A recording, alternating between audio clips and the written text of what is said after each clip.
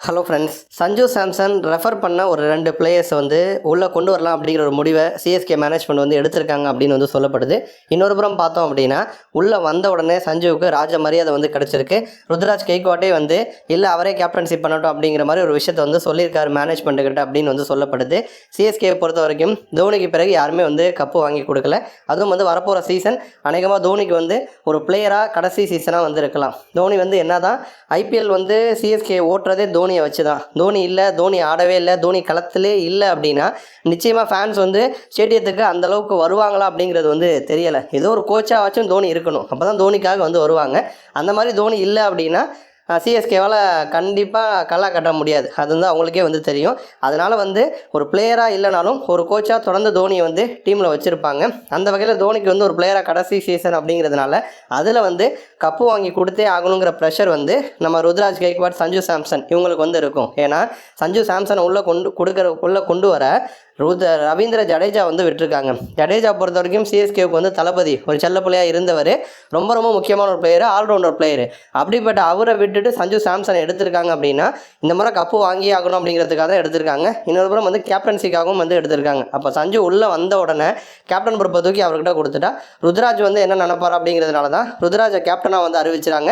ஆனால் ருத்ராஜா என்ன சொல்கிறாருன்னா, சாம்சன் வந்து கேப்டன்சி வந்து பண்ணட்டும், நான் ஒரு பிளேயராக ஃப்ரீடமாக ஆடுறதுக்கு தான் நான் வந்து விருப்பப்படுறேன். இன்னொரு புறம் வந்து ஒரு கீப்பிங் நின்று ஒரு பிளேயர் வந்து ஃபீல்டை பார்க்குறது, பவுலர்ஸை ரொட்டேட் பண்ணுறது அப்படிங்கிறது ரொம்ப ஈஸியாக இருக்கும். ஒரு பிளேயராக இருந்து பண்ணுறதை விட ஒரு கீப்பர் வந்து கேப்டன்சி பண்ணார் அப்படின்னா அது வந்து சிஎஸ்கேவுக்கு இன்னுமே பெட்டராக வந்திருக்கும். அதனால் வந்து தோனிக்கு பிறகு சாம்சன் கேப்டன்சி பண்ணுறது வந்து எனக்கு வந்து ஒரு நல்ல ஆப்ஷன் தான் நான் நினைக்கிறேன் அப்படிங்கிற மாதிரி ருத்ராஜ் கெய்க்வாட் பார்த்தீங்கன்னா மேனேஜ்மெண்ட் கிட்ட வந்து சொல்லியிருக்காரு.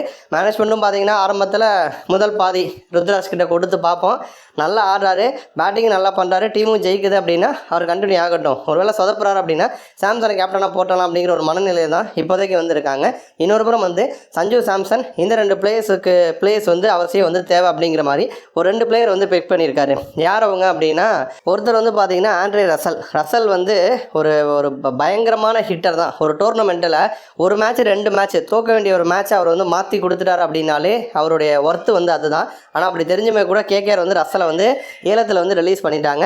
அப்போ ரசல் மாதிரி ஒரு பிளேயர் வந்து சென்னை பிச்சுக்கு வந்து தேவை அப்படிங்கிற மாதிரி சஞ்சு சாம்சன் வந்து ரசலை வந்து பிக் பண்ணியிருக்காரு. இன்னொரு புறம் பார்த்தீங்கன்னா லியாம் லிவிங்ஸ்டன் அவரையும் வந்து பிக் பண்ணியிருக்காரு. லிவிங்ஸ்டன் பொறுத்த வரைக்கும் இதற்கு முன்னாடி அவர் ஆடின ஃப்ரான்ச்சைஸில் பெருசாக வந்து பர்ஃபார்ம் பண்ணலை. இருந்தாலும் வந்து ஐபிஎல்லில் மாற்றப்படாத விதி என்ன அப்படின்னா, சிஎஸ்கேவுக்கு வெளியில் இருக்கிறப்ப ஃபார்ம் அவுட்டில் இருக்க பிளேயர்ஸு சிஎஸ்கே உள்ளே வந்துட்டாங்க அப்படின்னா மரண ஃபார்முக்கு வந்துடுவாங்க. அது எல்லாருக்குமே தெரிஞ்சது தான்.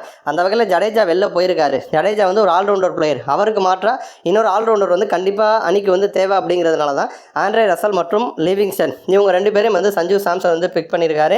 ஸோ சாம்சன் உள்ளே வந்த உடனே அவருடைய பேச்சுக்கு மரியாதை கொடுத்து சிஎஸ்கே மேனேஜ்மெண்ட்டும் அவங்கள வந்து ஏலத்தில் வாங்கலாம் அப்படிங்கிறதுக்கு சம்மதம் வந்து தெரிவிச்சிருக்காங்க. அவங்க 2 பிளேயருக்கும் வந்து பெருசாக டஃப் இருக்காதுன்னு சொல்லப்படுது. ஏன்னா 2 பேருடைய பழைய பர்ஃபார்மன்ஸை பார்க்குறப்ப ரீசெண்டாக ஒரு 2-3 வருஷமாக அவங்க பெருசாக பர்ஃபார்ம் பண்ணாததுனால சிஎஸ்கேவுக்கும் நிச்சயமாக அவங்க 2 பேரும் வந்து ஈஸியாக கிடச்சிடுவாங்க அப்படின்னு வந்து சொல்லப்படுது. நன்றி.